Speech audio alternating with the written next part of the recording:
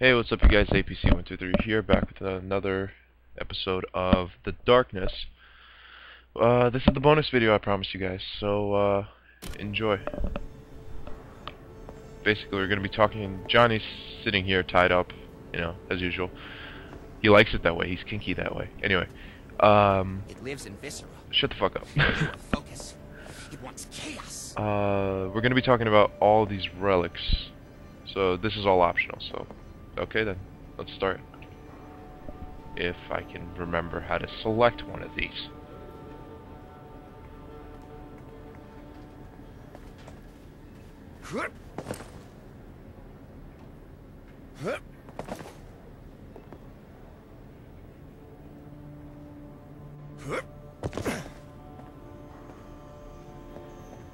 You can untie him now, Chief. Wow, that guy really let himself go. I used to think he was pretty smart. Now he looks like something the cat threw up. Hey, Frank and Eddie are back from the club. They're waiting for you with Jimmy in your office. All right. Thanks, Vin. What's in your head, Jackie? You fear the darkness like it was the devil himself. You know, the darkness didn't come from the cradle of civilization. The darkness came from nowhere. Which, if you follow the Rothfusian or Rothfusian, I say Rothfusian, okay? Theory, it means the darkness also comes from everywhere. Numerous cultures throughout history make reference to the darkness, even though most of them had never encountered it. For example, take a look at this Aztec totem. An anthropologist would identify it as the key of Mictlan. Mictlan, of course, being the Aztec underworld. This is wrong on an absurd number of levels. Mictlan was a battleground that fed on the souls of the dead. Man, woman, child, didn't matter. They went on to their death prepared to fight, knowing that Mictlan awaited them. Sound familiar to you? It should! It's the darkness! This is just one example out of thousands. Every person since the dawn of time has known, instinctually, the darkness was waiting. It's why so many of us have a natural fear of the dark. To me, that says something, and I don't think you're gonna like it. Part of me believes the darkness is inside all of us. Just a small bit of essence. It's a part of us. Maybe the darkness came from us. Maybe it's an extension of who we are. I don't know. But I do know that if any of those crazy ideas are even partly true, then the darkness isn't going anywhere, no matter what we do. I wonder what's on TV tonight.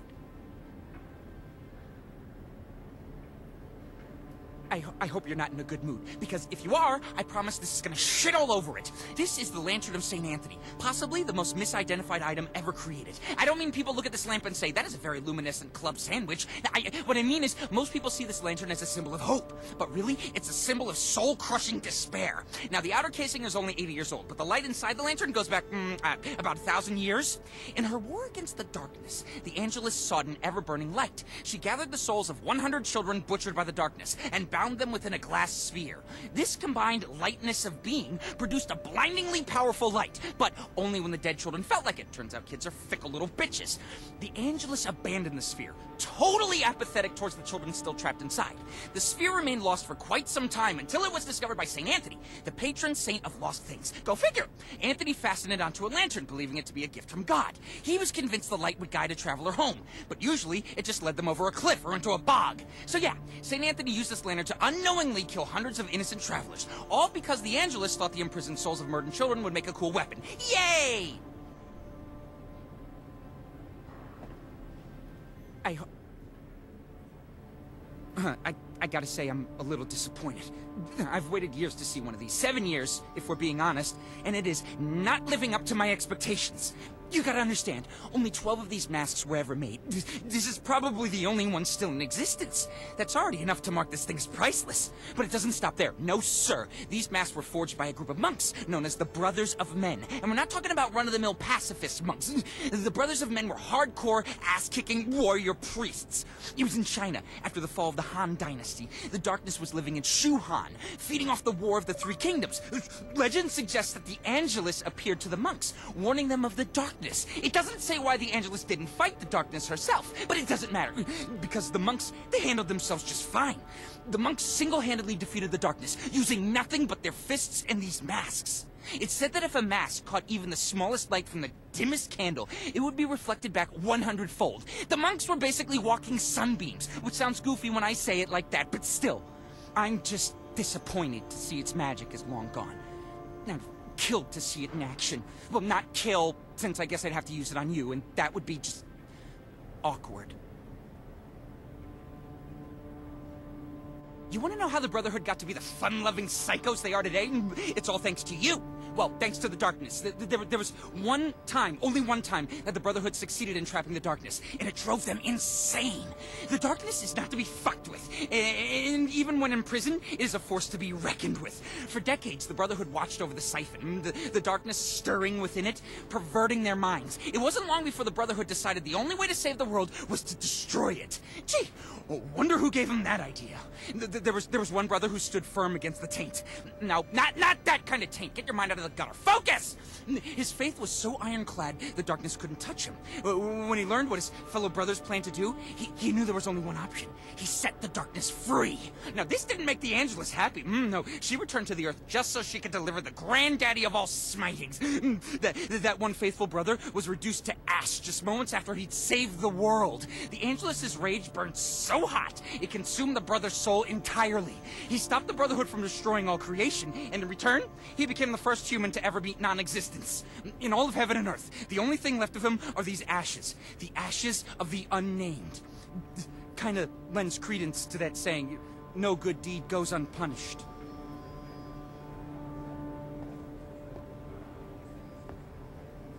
Okay, Jackie, time for a quick history lesson.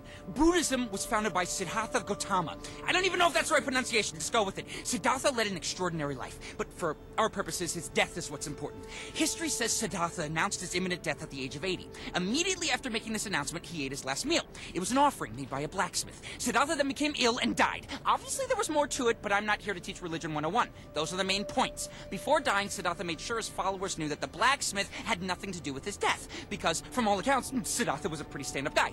Unfortunately, he was way off on this one. The blacksmith totally poisoned him. And that's not all. He also gave Siddhartha water from his pitcher. This pitcher. As you can guess, this is no normal pitcher.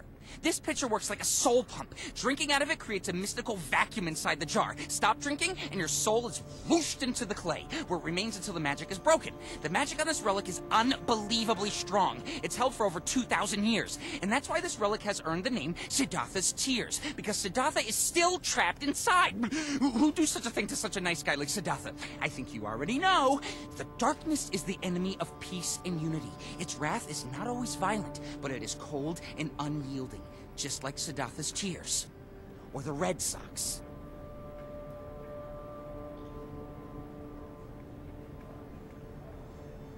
Now this is the good stuff. The Abysmal Maw. Dark magic at its sexiest. Jeez, I'm getting hot just looking at it. The Abysmal Maw, or the Mawsome, as I like to call it, was carved directly from the gates of hell. Grip it in your right hand and say the magic words, and the maw will unleash a blast of pure hellfire. Do you know what hellfire does? It destroys everything! And everything it destroys goes straight to hell. You could have killed Mother Teresa with this, and she even would have burned for eternity. The thing is, every time you use the maw, it burns away part of your soul as well. Most people only get 3 or 4 blasts before they wake up in hell. Theoretically, a darkness host could probably use it ad nauseum, you know, since your soul is already kinda in hell. Unfortunately, the maw no longer works because someone misplaced the magic words. Records show the Brotherhood were the last users of the maw, sometime around World War II. That means it's their fault that the world is far less awesome than it used to be. It almost makes me want to cry! You know, maybe next time before you tear 5 or 10 of them apart, you could, I don't know, ask if they remember the words?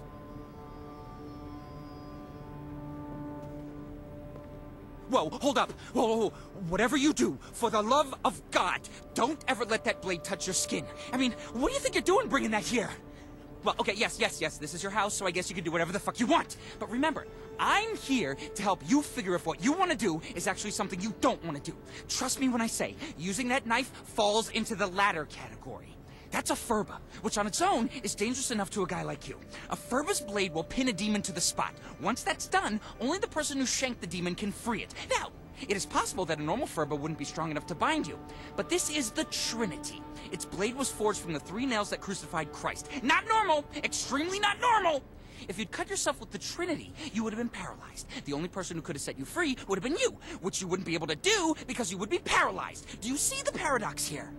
Come to think of it, you ever decide to touch this stuff, just ask first, all right? Nothing big, just a simple, hey, Johnny, is it okay if I touch this? And I'll say, sure, Jackie. That absolutely will not trap you in a never-ending loop of torment. Or I'll say the other thing.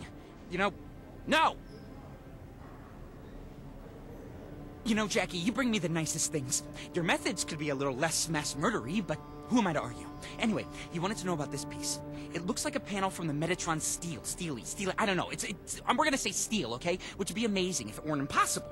See, the Metatron steel was carried down from heaven by Enoch, way back at the start of time. This wasn't easy. The steel was a stone slab, carved directly from the seed of creation. On it was inscribed every revelation Enoch witnessed in heaven.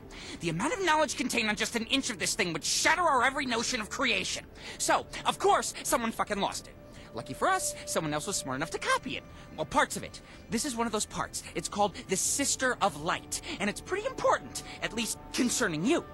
Think back to Genesis. There were only two things in the beginning, light and dark. The Bible says God separated the two, turning light into day and darkness into night. But in actuality, the darkness just stayed the darkness, and the light became the Angelus, or, as it was once known, the Sister of Light. What is the Angelus? Well, not to bum you out, but according to legend, it's your other half, Jackie, and all it wants is to rip you open and burn away the darkness. Yeesh. There's just not an easy way to lay that on somebody. I don't know if you've looked inside this box, but the ashes in here? Yeah, definitely a dead guy. In fact, I think this dead guy used to be Cain. You know, first son of Adam and Eve, formerly of Cain and Abel, that guy. Now, there are two theories about what happened to Cain. The first claims that he married his sister and built a house where they lived until the day it collapsed, killing him. And honestly, that's so fucking boring, I almost believe it.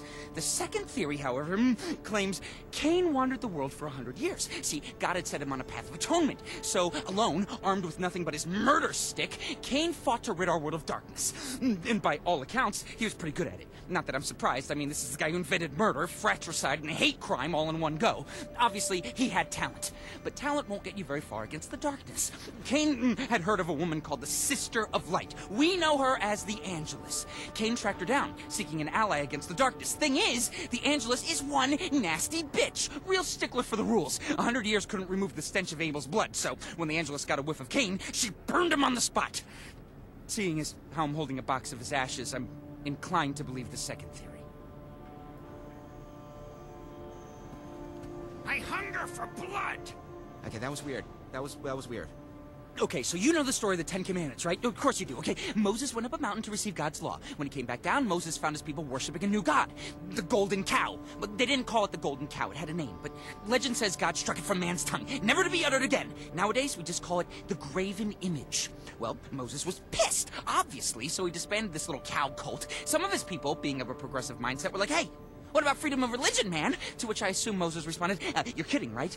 But they weren't. So, led by their high priestess, these, we'll call them Calvinists, left Moses and went into the desert to worship their graven image. It was there, according to legend, that the Calvinists met a dark man. You can probably guess where this is going. The dark man claimed to speak for the graven image. He said it demanded sacrifice, human sacrifice. These weren't the smartest people. So, it wasn't long before they were cutting out each other's hearts. When they got around to sacrificing the high priestess, she was understandably not too keen on the idea. So, to save her holy ass, she repented to the God of Moses. Surprisingly, this worked. The Angelus descended upon the altar, possessing the body of the high priestess. The dark man escaped. The people didn't.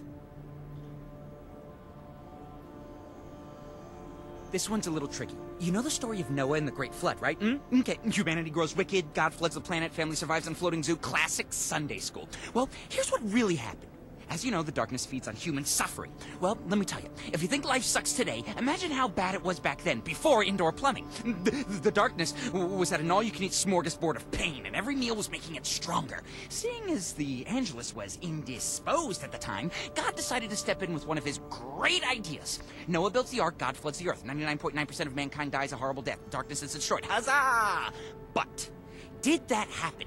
No, sir! Guess who was waiting once the world is dried off? That's right. Needless to say, the Almighty had a little egg on his face. According to legend, God breathed his remorse into the first seashell that Noah found once he left the ark. That shell became known as Yahweh's Lament. I know, it's a different spelling. It's missing some letters. Place it to your ear and you will hear the voice of God. That said, only the truly mad or the nearly dead can fathom God's almighty words. Which is kind of scary, seeing as how I think I can hear something whispering to me right now. Okay, not gonna think about that right now. Anyway, that's the deal with this thing. It's either Yahweh's Lament or it's a seashell. The world may never know. What you're holding is the very first artistic interpretation of the darkness. Or as it was known then, he who comes with the night. Not the catchiest of names, but pretty good when you consider that most people are still living in caves.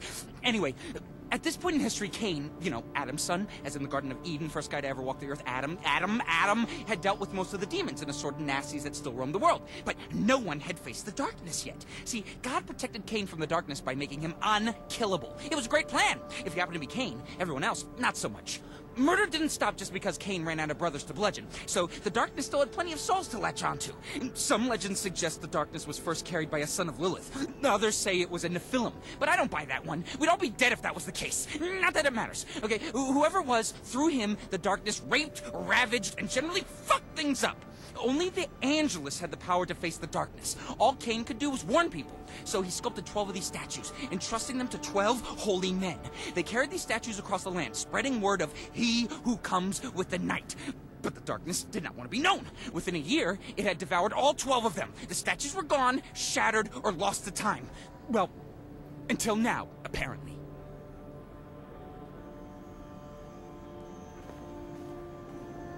What's a good word, Jackie? Oh, you'll appreciate this, being a former altar boy and all, I assume. And this is the head of Pope John the 12th. Look, the shrunken head. At least, I hope it's been shrunk. If not, then I imagine he had trouble wearing his Pope hat. Anyways, turns out Lil John here was the only darkness host to ever become Pope, which would explain why he's considered one of the worst popes of all time, though, ironically, not one of the worst hosts. You'd think the darkness would have used the papacy to run rampant, but honestly, John the 12th spent most of his time disemboweling his deacons and boning up on the ladies.